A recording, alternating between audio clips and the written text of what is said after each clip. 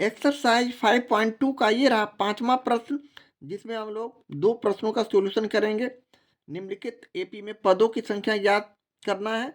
यहाँ पहला प्रश्न लेते हुए 6 3 0 -3 इन्फिनेटिव श्रेणी के पद -36 हमारे पास प्रश्न में दिया हुआ है, यानी टीएन का मान 36 दिया हुआ है, -36।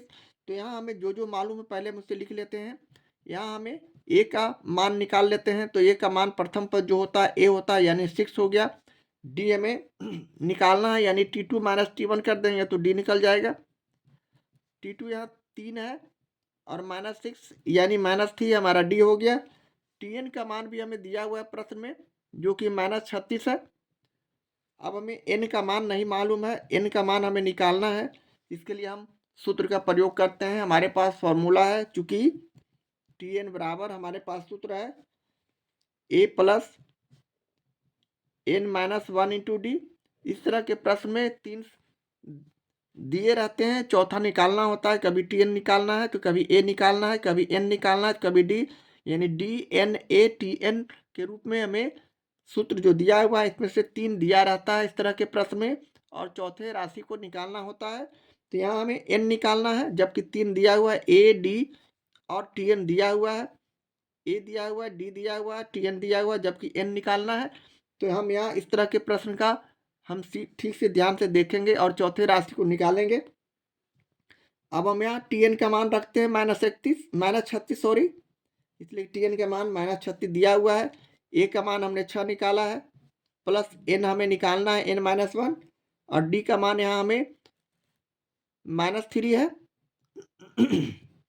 इस तरह हमारे पास संख्या आ रहा है, जिसे अब हम हल करेंगे, यानी इसे हम इस तरह हल करते हैं। -36 लिखा और +6 है, इसके हम लेफ्ट हैंड साइड ला रहे हैं, तो प्लस का माइनस हो जाएगा 6, ये -6 हो गया, बराबर एन में हम -3 का गुना करते हैं बारी बारी से दोनों में। -3 का एन में हम गुना करते हैं तो -3n हो जाएंगे, और -1 को -3 में गुना करते हैं तो हमारे पास +3 हो जाएंगे, माइनस माइनस में गुना होने पर।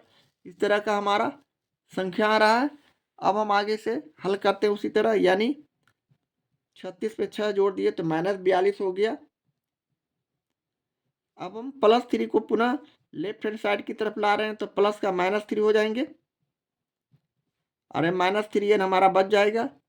इसी तरह आगे इससे हल किए तो ये -45 हो जाएंगे। -42 और -3 को जोड़े तो 45 हो गया, -45 और -3n पहले से मौजूद है राइट हैंड साइड पे। अब यहाँ से हम n का मान निकाल सकते हैं, इसलिए n इक्वल टू हम यहाँ लिख सकते हैं -45 बटे -3, इसलिए कि यहाँ 3 और n में गुना किया गया है। इसे हम लेफ्ट हैंड साइड दूसरे तरफ ले जाते हैं तो गुना का भाग हो जाता है, यहाँ भाग हो गया, ये माइनस माइनस कट गए। अब हम यहाँ 3 से काट दिए, 15 × 45। इस तरह n का मान हमारा 45 जो आया, ये हमारा पहले प्रश्न का सोल्यूशन है, 5वें के पहले प्रश्न का सोल्यूशन है, और ये हमारा आंसर हो जाएगा। इस तरह हम प्रश्न 5 के पहले प्रश्न का सोल्यूशन करते हैं। प्रश्न 5 का ये रहा दूसरा प्रश्न, 5/6 एक पूर्णांक 1/6 के अपरिमित श्रेणी का पद है, जबकि टीएन 3 पूर्णांक 1/3 दिया हुआ है प्रश्न में। तो यहाँ हम जो जो मालूम है पहले निकाल लेते हैं, यानी यहाँ हमें ए का मान सबसे पहले 5/6 लिखेंगे, जो कि पहला पद ए होता है। डी का मान हमें निकालने के लिए T2 में से T1 को घटाते हैं, यहाँ T2 1 है और T1 हमारा 5/6 है। अब यहाँ हम घटाते हैं, यानी यह भिन्न का घटाव हो गया, तो 6 एलसीएम निकाले। यहाँ कुछ नहीं तो 1 है, 1 को 6 में भाग किए तो 6, 6 को 1 से गुना करेंगे तो 6, और यहाँ 6 में 6 से भाग किए तो 1, 1 को 5 से गुना किए -5, यानी 6 में से 5 गया, तो हमारा 1/6 जो हो गया कॉमन डिफरेंस, यानी डी हो गया। अब हम टीएन यहाँ निकालेंगे। टीएन हमारे पास प्रश्न में दिया हुआ है 3 पूर्णांक 1/3, जिसे हम 3 तिहाई 9 10/3 भी लिख सकते हैं। n का मान हमें निकालना है, nवां पद हमें नहीं मालूम है, तो हम उसी तरह अपने सूत्र का इस्तेमाल करते हैं। चूंकि Tn बराबर हमारे पास सूत्र है a plus n-1 into D. अब हम यहाँ बारी बारी से सारे संख्या को रखेंगे, यानी टी एन का मान यहाँ हम क्या रखेंगे, तो 10/3 रखेंगे, जैसा कि हमने प्रश्न में यहाँ 10/3 किया है। ए का मान यहाँ 5/6 है, जबकि एन हमें नहीं मालूम है। डी का मान यहाँ हमने 1/6 निकाला है, तो हम 1/6 लिख देंगे। अब इसका हम कैलकुलेशन करेंगे आगे बढ़ते हुए उसी तरह, यानी 5/6 को हम लेफ्ट हैंड साइड लाते हैं तो +5/6 -5/6 हो जाएंगे, सॉरी 10/3 -5/6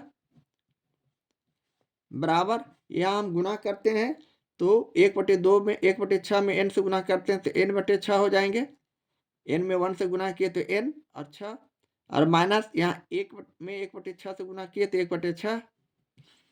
इस तरह का प्रश्न आ जाएंगे।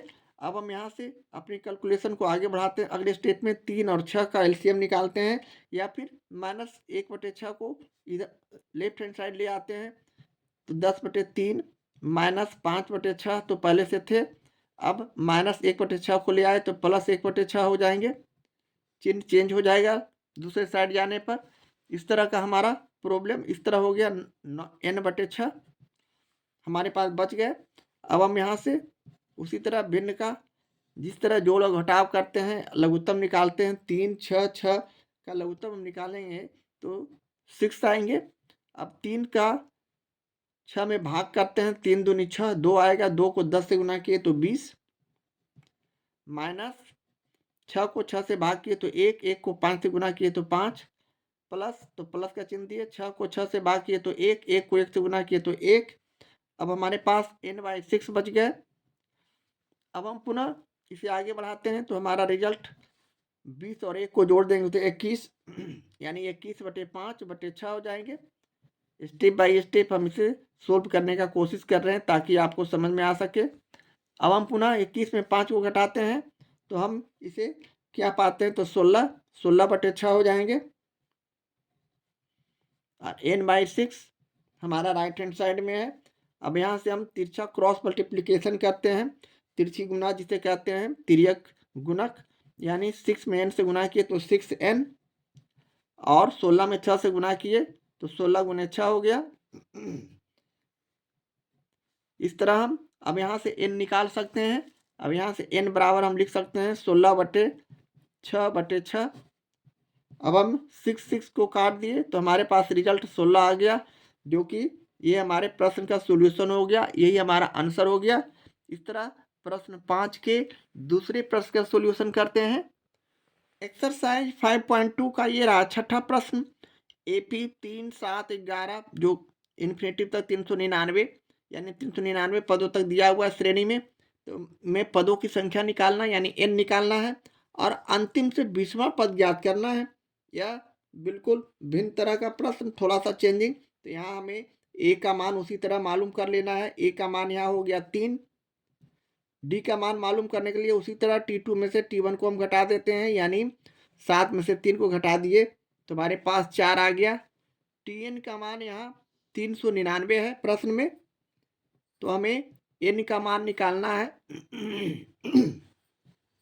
अब हम उसी तरह सूत्र का प्रयोग करेंगे, चूंकि Tn बराबर हमारे पास सूत्र है a + n-1 × d। अब यहाँ से हम बारी बारी से सारी संख्या को रखते हैं मान, यानी Tn का मान यहाँ 399 रखेंगे, जैसा कि प्रश्न में हम यहाँ निकाले हुए हैं, और a का मान यहाँ 3 रखेंगे, प्लस n हमें मालूम नहीं है तो n-1 करते हुए d का मान यहाँ 4 रखेंगे, जबकि 4 हमने d का मान निकाला है।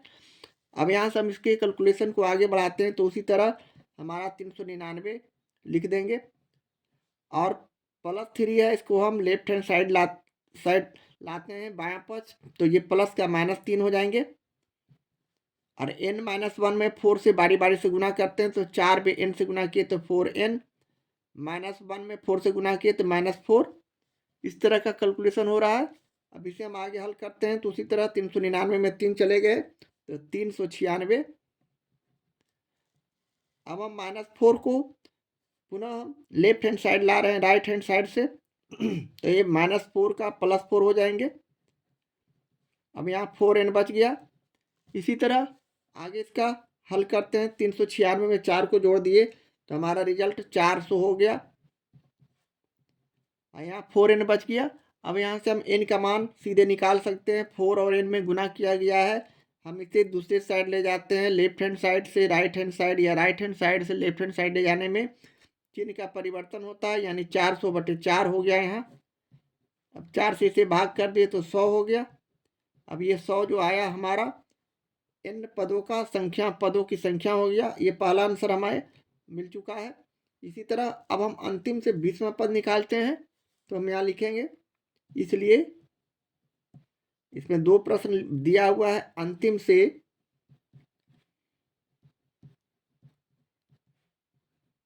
20वां पद बराबर n का मान हमें आ चुका है, तो यहाँ हम सीधे 100 लिखते हुए 20वां पद कह रहा है 20 + 1 कर देंगे। अब इसे हम हल कर देंगे, यानी 100 में से 20 को घटा दिए तो हमारा 80 हो गया। 80 में +1 कर दिए, यानी 81वां पद। इस तरह n बराबर 100 और 20वां पद, अंतिम से 20वां पद